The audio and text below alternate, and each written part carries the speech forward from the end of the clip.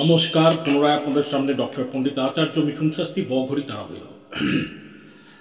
আজকে একটি গ্রহের গোচরকে কেন্দ্র করে চ্যানেলে প্রোগ্রাম করতে আমি আপনাদের সাথে সরাসরি। প্রথমেই আগে বলে নিই যে অলরেডি আমি যেসব প্রেডিকশনগুলো করে রেখেছিলাম তার ফিডব্যাক অলরেডি আসতে শুরু করে দিয়েছে এবং প্রত্যেকটি প্রেডিকশন একে অপরের ইন্ডিভিজুয়ালস লাইফে অ্যাকর্ডিং টু দ্য রাশি তাদের জীবনে ইমপ্লিমেন্টেশন হচ্ছে সে কথা তারা লিখে চলছে এবং বলছে, এবং মান্ডেন অ্যাস্ট্রোলজিতে যা যা বলেছিলাম তাও হয়ে চলছে।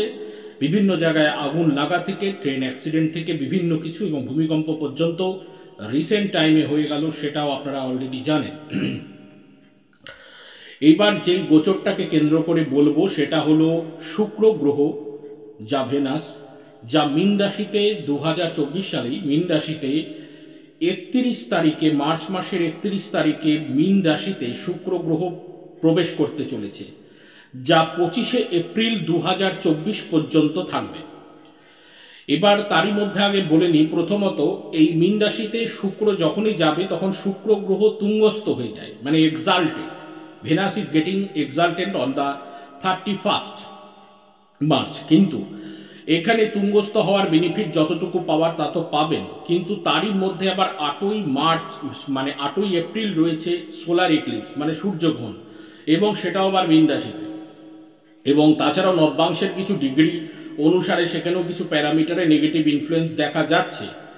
তার মধ্যে আমি প্রত্যেকটি রাশির ক্ষেত্রেই বলে রাখবো এবং পার্থিব জগতেও বলে রাখবো যে কয়েকটি দিন প্রচন্ড পরিমাণে খারাপ থাকবে। তা হলো 6ই এপ্রিল, 8ই এপ্রিল, 9ই এপ্রিল এবং 13ই এপ্রিল এবং 17ই এপ্রিল, যখন 20 ডিগ্রিতে শুক্র এবং রাহু সম্পূর্ণরূপে এক হয়ে যাবে।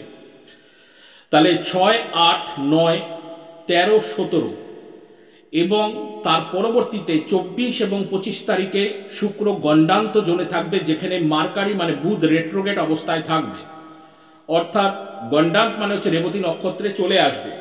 তাহলে এই পিরিয়ডগুলো যেই সময়গুলো বললাম সেখানে প্রত্যেকটি রাশি এবং প্রত্যেকটি রাশি সাবধানে থাকা উচিত। এবং তারই পাশাপাশি বিভিন্ন রকমভাবে পার্থিব জগতেও এই সময় কোনো দুর্ঘটনা হওয়ার সম্ভাবনা রয়েছে, যেই তারিখগুলো আমি মেনশন করলাম, অর্থাৎ 6, 8, 9, 13, 17, 24, 25। এবার পার্থিব জগতে শুক্র মীন রাশিতে প্রবেশ করার ফলে কি হবে সেটা আমি একটু ছোট আকারে তুলে ধরছি। তা হচ্ছে প্রচন্ড পরিমাণে ঝড় বৃষ্টি হবে এবং বিদ্যুৎ চমকাবে, লাইটেনিং প্রচন্ড পরিমাণে হবে। তাছাড়া ব্যাংক এবং পোস্ট অফিসে কোনো দুর্ঘটনা বা সমস্যা বা বড় ধরনের কোনো ক্ষয়ক্ষতি হওয়ার সম্ভাবনা রয়েছে। এবং বিবাহিত জীবনে প্রত্যেকটি রাশির ক্ষেত্রেই কিন্তু বিবাহিত জীবনে কিছু না কিছু একটা কম বেশি ট্রাভেলস এবং প্রেমজ জীবনে কিছু ট্রাভেলস থাকবে। তাছাড়া হোটেল এবং রেস্তোরাঁয় বড় ধরনের সমস্যা এবং দুর্ঘটনা হওয়ার সম্ভাবনা রয়েছে, তার মধ্যে ইলেকট্রিক বা শর্ট সার্কিট লেগে যাওয়া, এবং তাছাড়াও কোনো না কোনো রকমভাবে চুরি বা কোনো ধরনের বড় ধরনের দুর্ঘটনা হওয়ার সম্ভাবনা আছে, এবং বড় বড় ফ্ল্যাটেও সেটা দেখতে পাবো। তাছাড়া প্লেন অ্যাক্সিডেন্ট এবং ট্রেন অ্যাক্সিডেন্ট অবশ্যই হওয়ার সম্ভাবনা রয়েছে, এবং সাথে ভূমিকম্প থাকার যোগ প্রবল দেখা যাচ্ছে। এইবার আমি বলবো হচ্ছে মেষ থেকে মেষ, বৃষ, মিথুন, কর্কট, সিংহ, কন্যা, তুলা, বৃশ্চিক, ধনু, মকর, কুম্ভ, মীন, 12 রাশির কথা ছোট্ট আকারে। প্রথমেই আমি বলছি মেষ রাশি।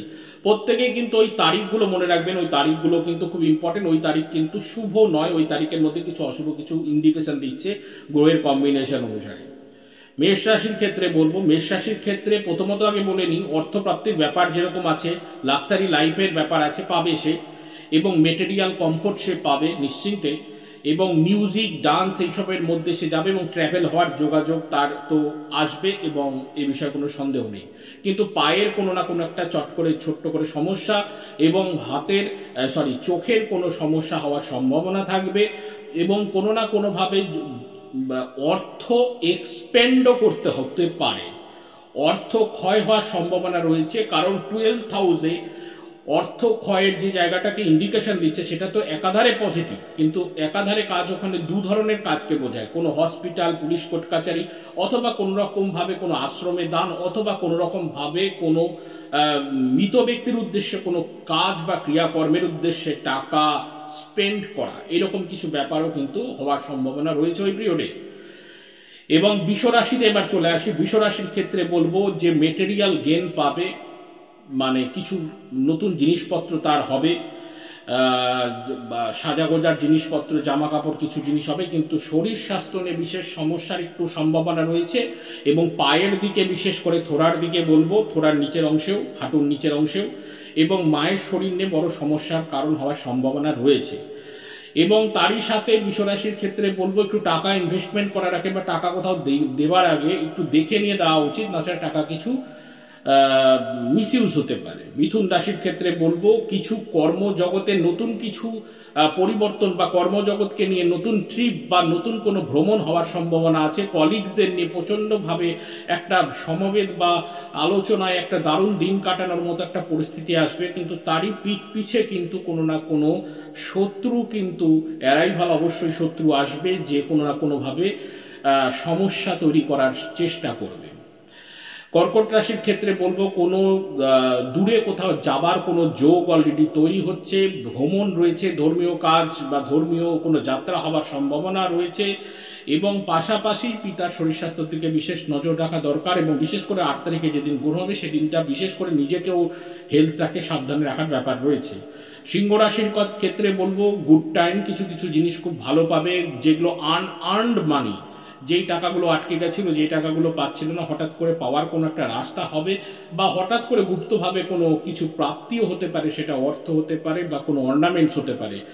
এবং পাশাপাশি ভাবে সেখানে বলবো সিংহ রাশির ক্ষেত্রে প্রপার্টি রিলেটেড কিছু কাজও হওয়ার সম্ভাবনা রয়েছে, এবং রিলেশনশিপের দিকে একটু সাবধানতা অবলম্বন করা দরকার রয়েছে। প্রপার্টির ব্যাপারে বুঝে শুনে কাজ করবে। কন্যা রাশির ক্ষেত্রে বলবো যে স্পাউসের হেলথ এবং নিজের হেলথ নিয়ে বিশেষ চিন্তার কারণ থাকবে, কিন্তু প্রচণ্ডভাবে সুযোগ সুবিধা এবং নানাবিধ আনন্দ ফুর্তি এবং ট্রাভেলিং হওয়ার সম্ভাবনা রয়েছে।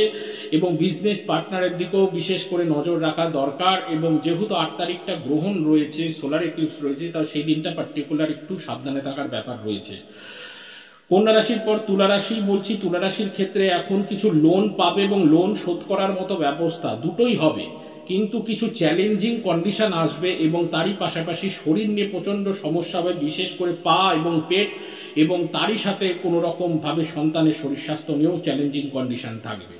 বৃশ্চিক রাশি নিয়ে যেটা বলবো, বৃশ্চিক রাশির ক্ষেত্রে নতুন প্রেমজ সম্পর্ক বা কোনো রকম ভাবে প্রেমজ সম্পর্কে নতুনভাবে ইনভলভ হওয়া, টাকা পয়সা স্পেকুলেশনের মধ্যে হঠাৎ করে কোনো টাকা পয়সা প্রাপ্তি হতে পারে, এবং কোনোভাবে যেটাকে বলবো সোলার এক্লিপসের দিন বিশেষ সাবধান থাকা দরকার, কারণ সেই সময় কোনো পেটের সমস্যা হওয়ার সম্ভাবনা রয়েছে, এবং কোনো রকম ভাবে এই সময় সিনেমা বা এন্টারটেনমেন্টের মধ্যে মেতে যেতে পারে। বৃশ্চিক রাশির ক্ষেত্রে বলবো যে বৃশ্চিক রাশি তো বললাম, হ্যাঁ বৃশ্চিক রাশি বললাম। এবং তাছাড়াও যেটাকে আমি বৃশ্চিক রাশির ক্ষেত্রে আরেকটু কিছু বলে নিই, সেটা হচ্ছে বৃশ্চিক রাশির ক্ষেত্রে কিন্তু কিছু অর্থপ্রাপ্তিরও ব্যাপার আছে। ধনুরাশির ক্ষেত্রে বলবো বেশ কিছু জায়গায় প্রফিট আছে, জায়গার দিক থেকে কিছু লাভ আছে, কিন্তু বিশেষ চিন্তা ভাবনা করার ব্যাপার আছে, কারণ 8 তারিখে গ্রহণ, তার উপরে নেগেটিভ ইম্প্যাক্ট পড়বে। এবং তার মায়ের শরীর স্বাস্থ্য, গাড়ি যানবাহনের দ্বারা কিছু দুর্ঘটনা বা নিজের কোনো বুকের সমস্যা বা চোখের সমস্যা হওয়ার সম্ভাবনা রয়েছে। নিজের শরীরের দিকেও বিশেষ নজর রাখা দরকার, এবং মায়ের শরীরের দিকে তো বিশেষ করে তাই। এবং শুধু তাই না, সন্তানের পায়ে চোট চাপেটা লাগার সম্ভাবনা রয়েছে, এবং নিজের যে বোন দিদি রয়েছে যারা, তাদের সঙ্গে ভালো এবং সুসম্পর্ক রাখা দরকার, যেটা তার জীবনে পজিটিভ গ্রহের প্রভাব তার উপরে পড়বে।